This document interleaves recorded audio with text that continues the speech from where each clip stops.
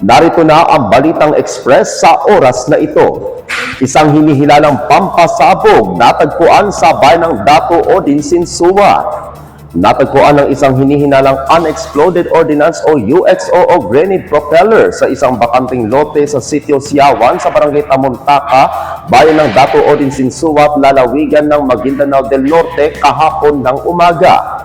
Ayon sa ulat, nadiskubre ang naturang bagay dakong alas 8:40 ng umaga habang nagsasagawa ng gardening at grass clearing activities ang TESDA student at construction worker na si alias Ayob, 23 taong gulang, kasama ang kanyang mga kasamahan bilang bahagi ng kanilang agriculture NC2 training.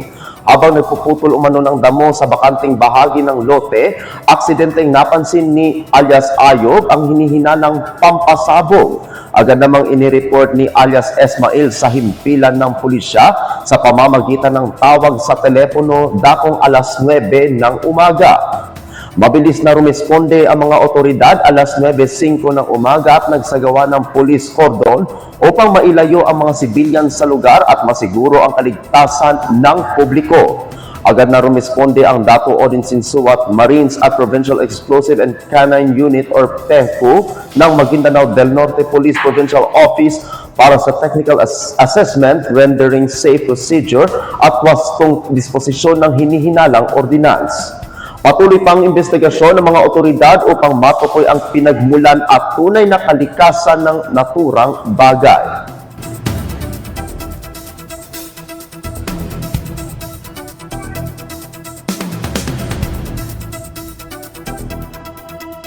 Abangan ang iba pang mga balita mamayang alas 9:30 ng gabi sa Philippine Headlines.